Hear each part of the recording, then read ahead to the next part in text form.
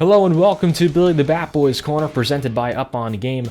I'm Billy Pinckney, and today we have a special guest joining us in just a moment. It's former New York Yankees pitcher, Cleveland Guardians pitcher, and Texas Rangers pitcher Nick Goody. We're mainly going to talk about his journey and especially the differences between playing in New York and any other organization in Major League Baseball, because it's a lot different playing ball in New York, especially for the Yankees. A lot goes into it, and we're going to also touch on some things for the younger players as well, because we're trying to help out those young guys out there who are looking to improve their game and learn more about America's pastime. So let's get right into it. Here we have Nick Goody.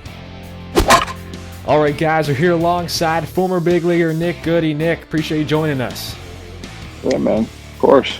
Former New York Yankee, Cleveland Indian, a bunch of other teams you've been a part of. But I remember 2015, something clicked for you during that season in the minor leagues. You really put up some great numbers. Walk rate went down. What can you say about some of the adjustments you made going into that season? 2014, I was recovering from Tommy John. So I really, in 2013, the year before that, I kind of that's when I injured myself earlier in the year. But prior to that, in 2012, I had a good first half, I guess. You get signed and then you go and play, I guess, half a year. And I jumped 3 levels within that half a year and then got invited to big league spring training for my first spring training in 2013. Ended up getting in a car accident. So I didn't pitch until the last game. And I ended up pitching well the last game. But ultimately, 2013 was cut short because I had Tommy John. And then in 2014, when I was coming back, I had a really good start in high A. I got bumped up to double A. It didn't go so well. I don't know if it was just from fatigue or just competition, I guess. I don't know. But so really 2015 was my first full season in the minor leagues, and I was with a bunch of good guys. I mean, a lot of the guys you see in the big leagues now with the Yankees, and uh, so I think as far as that, my arm was good. I was healthy, and I knew what to expect going into Double A in 2015, and kind of just rode that up to the big leagues.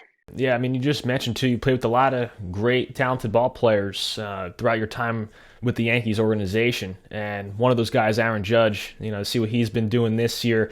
Did you see that potential in him when you were playing with him, or are you kind of like surprised? Wow, he's really bloomed to be this caliber player.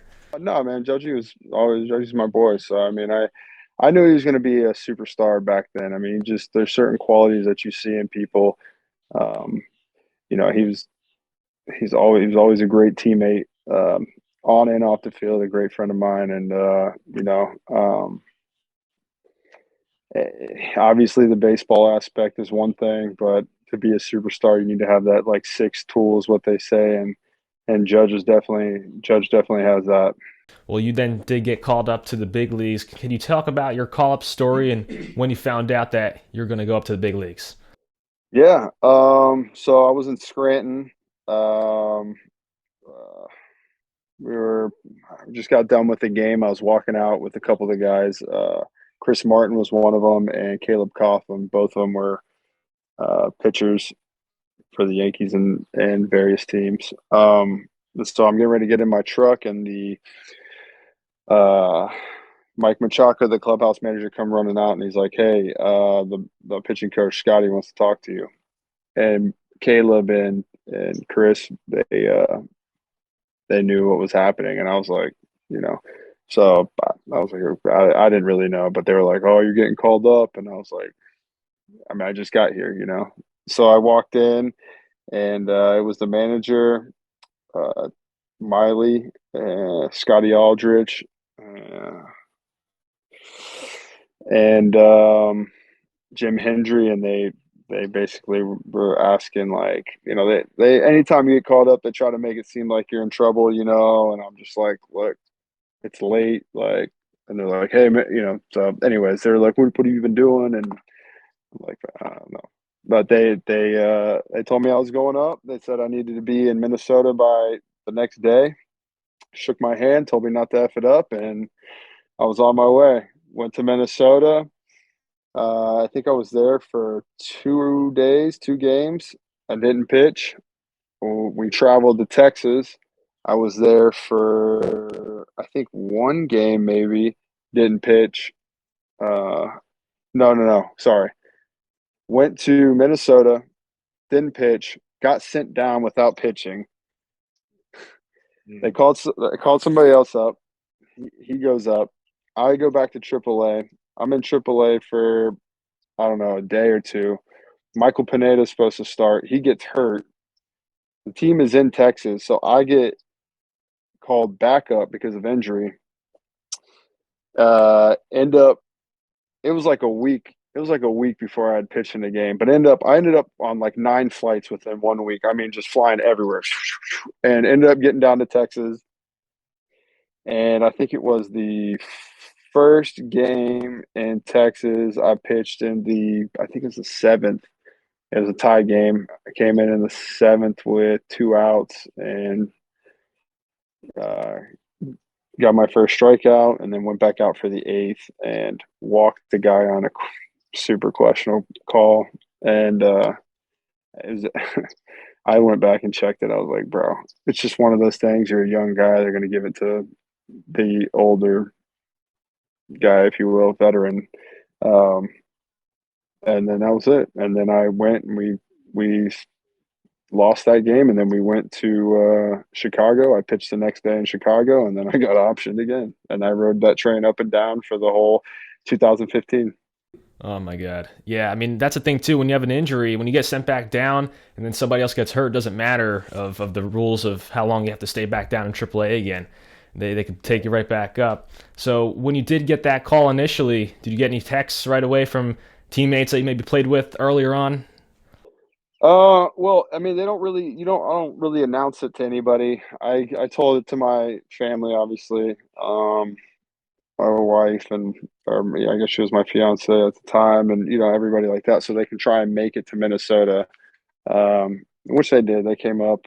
It sucks I didn't pitch, but it is what it is. But they came up, and then because it was late at night, so nobody really knew. And then the next day is when I started getting a bunch of texts and things like that, congratulations and all that, and so yeah, I mean, getting sleep the night before that is you're not really sleeping. Plus, you just don't want to miss your flight and like the adrenaline and everything. It's like everything that you work for. Um, it pays off when you get that call, and then it doesn't feel real until you actually pitch in a game. Well, then you were sent over to Cleveland and had a fantastic year in 2017. Did they have a conversation with you about the role that you'd have with them and how they're going to mix you with the rest of the guys in the pen? Yeah, so I went from New York, who had the best bullpen, to Cleveland, who was rated the best bullpen, and so cracking those bullpens was tough, man. I mean, there's a lot of good guys, but yeah. So when I got traded to Cleveland, they basically told me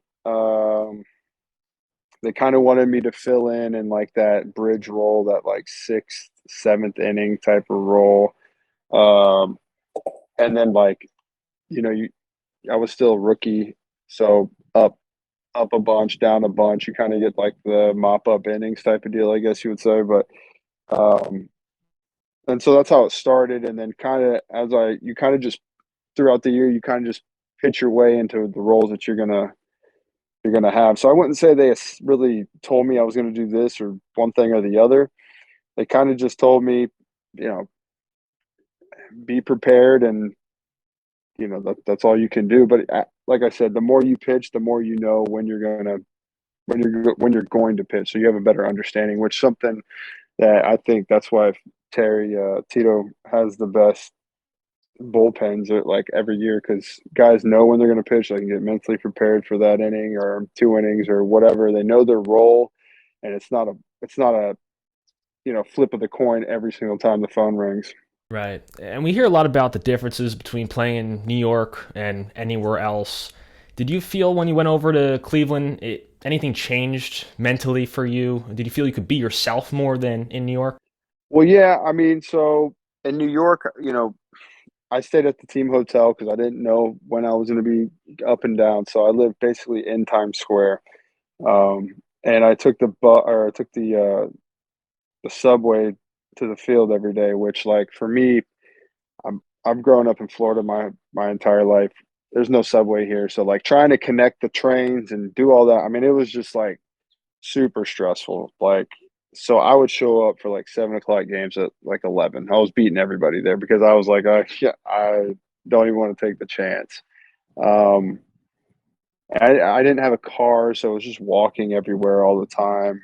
Um, and then in the clubhouse, I mean, it was just a different vibe because we had a lot of the older guys, veteran guys that were still there. So it was just a much different vibe than what it is now, where a lot of younger guys are in there. It's more relaxed. Don't get me wrong, like, we had a lot of clowns in that clubhouse as well, but for me, you're a rookie, you're coming in, you don't want to really bother anybody. You kind of want to keep your head down, do your thing, and that's it. When I got to Cleveland, I had already known I played with Cody Allen coming up, and then or in high school, and Andrew Miller I knew from New York. Um, there were some connections over there that I had knew. So when I first got over there, I felt a lot more comfortable. Plus, it was a younger team, so you can gel. Like not everybody had families. Like in New York, most of the guys had families. So right after the game, it was like they were gone, and you're like, in Cleveland, they hung out a little after the game, and it was just a different vibe. Plus, I got to drive to the field, which is great. I mean, driving for me is like to and from the stadium. You can kind of decompress. Kind of just on your drive. It was like about a 25-minute drive to where I stayed in Cleveland, and I could decompress the whole way there. So by the time I got back to my apartment or townhome, like I was chilling. In New York, I had to be on my guard all the time. You walking down and you go into the subway, you never know what kind of people you're going to find. And then if you wanted a cab, I don't know where I'm going half the time. So it was like, I got to make sure they're doing it. Traffic is crazy. That being said, um, later on in my career, uh, I would have loved to. I mean, I signed back with the Yankees in 21 because I wanted to go back and kind of just like I would feel a lot more comfortable because I was comfortable with who I was as a player more so than at the beginning of my career. Yeah. Do you think it's easier sometimes for players to start somewhere else and then head over to New York later on after they're maybe established, more confident in their abilities than coming up through it? I mean, everybody's different, So I don't get me wrong, I loved playing in New York. I love the pressure. I love the fans. Like,